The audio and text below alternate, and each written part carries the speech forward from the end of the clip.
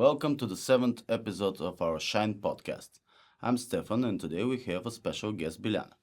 Biljana holds a master's degree in landscape architecture and horticulture, and she combines her professional work with education focused on children and nature. Hello, Biljana. Thank you, Stefan. I'm glad to be here. It sounds fascinating how you combine educating children with your love for nature. But even more interesting is that you live in a rural area in a house made of natural materials which you built together with your husband. And as I hear, hiking is your big passion, right? Yes, it's part of my daily life. Being in nature truly fulfills me. I enjoy learning new things and sharing knowledge with children and anyone who wants to learn about nature and sustainable living. Milena, right at the start, I have to say that this is exactly an example of how a personal lifestyle can align with sustainability practices and how first-hand experience offers much more than theory alone. The term sustainable living is often mentioned. How do you see it, and can you give us some examples from your everyday life? For me, sustainable living means trying to leave as little impact as possible on the environment we live in.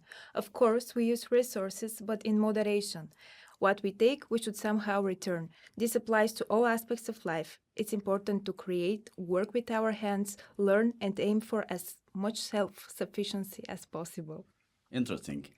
Many young people often forget sustainability is not just an idea. It's a lifestyle that involves knowledge and skills. When you work with your hands, you learn about materials, resources, and processes which are directly linked to environmental conservation.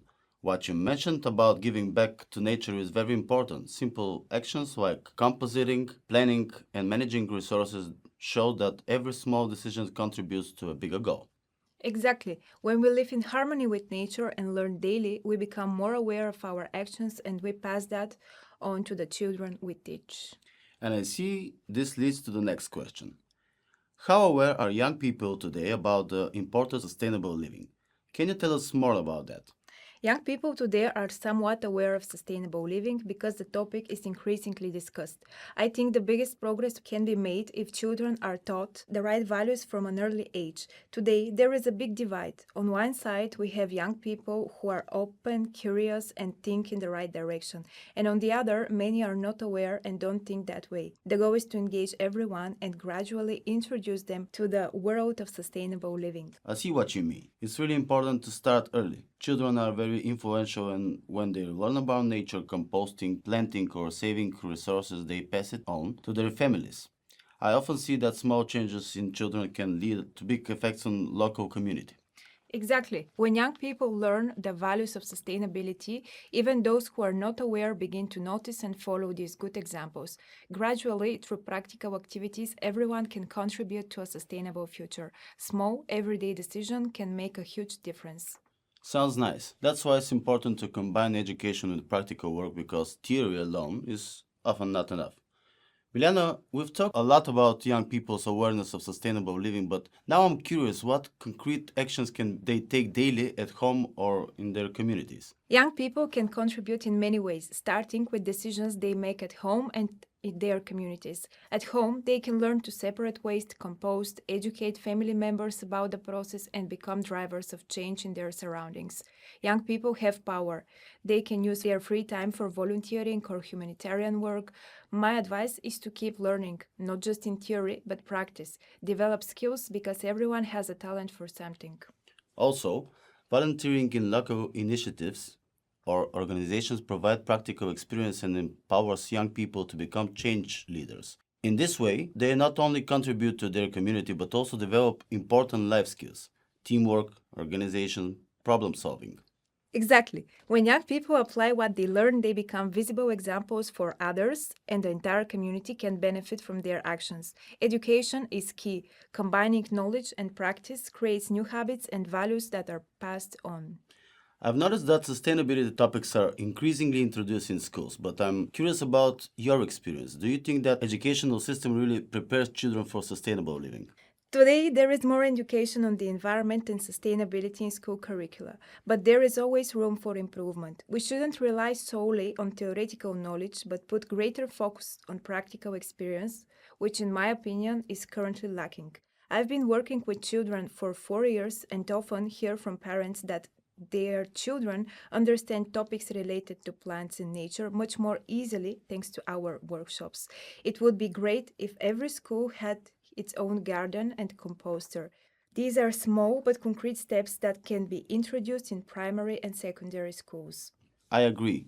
School gardens and practical workshops not only develop ecological awareness but also responsibility, patience, and teamwork. Such activities connect children with nature but also with their local community, shaping active and responsible citizens.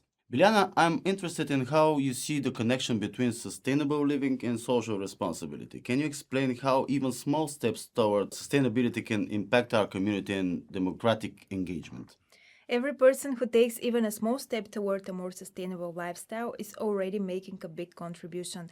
Every conscious individual sets an example for those around them. We all want to change the world, but the only thing we can truly change is ourselves. And in doing so, we inspire others. This way, we influence our communities and broader social change. Also, youth organizations have enormous potential to inspire change and bring people together. They can create opportunities for young people to take part in practical activities that connect them with nature and sustainability. Exactly, Biljana. Through such initiatives, young people not only learn about sustainability but also develop leadership skills, teamwork, and responsibility. This prepares them to be active citizens capable of contributing to their community and wider society. Exactly. When young people realize that their everyday choices have a real impact, they naturally engage in their community and develop a sense of belonging and responsibility. Biljana, it's interesting that you mentioned the importance of youth in organizations. Can you explain how they can specifically help raise awareness about sustainability among young people? It would be great to have more such organizations because honestly, there aren't enough. Many young people want to live closer to nature more responsibly and with purpose. Practical activities help them take the first step from reducing waste to growing food or simply spending more time outdoors. What's practically important is that these activities teach not only technique or practice, but also responsibility, teamwork, and initiative. Young people see the results of their efforts through practical projects, and that motivates them to continue. What would you say to young people who want to live more sustainably but feel intimidated at the start? Every beginning is difficult, but the most important thing is willpower and a clear goal, then start acting. First, it's important to get informed and acquire knowledge. Anyone can join various courses. For example, natural cosmetics production, natural building, permaculture. I've done them all myself. Later, smaller projects can be implemented, applying what was learned and sharing knowledge with others. The internet also provides countless opportunities for young people to learn and practice new skills that support sustainable lifestyles. That's very practical advice. Moving to the bigger picture, the European Green Deal and the Green Agenda for the Western Balkans. How do you see the goals and challenges of these initiatives, and what is the role of individuals and communities regardless of EU membership? Living in a natural material house and practicing sustainable living in a village, I see the goals of the European Green Deal and the Green Agenda not only as necessary, but also as inspiring guidelines. These are not just technical documents, they are a call for a deep transformation of our relationships with nature, resources, and people. One of the biggest challenges is shifting from a linear to circular thinking model, not only in the economy but in everyday practices. Local communities and individuals play a key role. In rural areas, we already live by sustainability principles composting, growing food without chemicals, exchanging seeds, and repairing things instead of throwing them away. These practices, often rooted in tradition, fit perfectly with the EU Circular Economy Plan.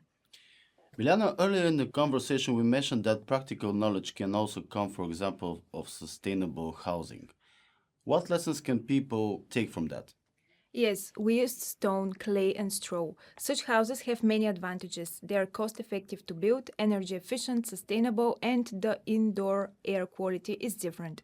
Our house has a rocket stove that significantly reduces energy consumption, walls plastered with clay or lime, and most floors are made of earth. We once had a roof of earth and plants, and we're working on re establishing a green roof. That's excellent. This is a great example of practical application of the circular economy. not just construction but also a waste reduction. Milena, can you explain how you implement it in practice?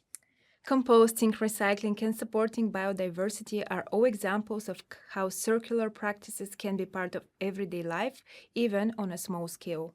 Sustainable living is not just practical, it's also cultural. How do you think a sustainable lifestyle strengthens European identity? Sustainability is not just a concept, it's a lifestyle based on solidarity, responsibility, and community.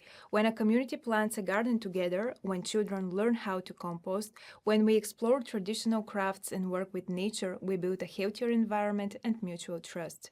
And this reflects more broadly on a European level.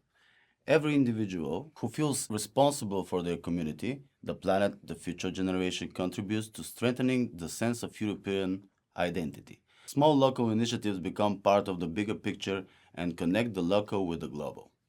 Exactly. Our local actions may seem small, but through everyday choices, choosing local food, saving energy, sharing resources, we show that European identity can be tangible, real, and inclusive, regardless of borders. Exactly. Linking local initiatives with EU strategies, like the LIFE program, shows how citizens and communities can actively participate in sustainable processes. Every action, no matter how small, contributes to a larger goal. Finally, Biljana, what would you say to our listeners who want to live intentionally and responsibly towards the environment? Most people know the basic steps using cloth bags, reducing plastic, recycling, but sustainable living is actually a simple life like our ancestors lived.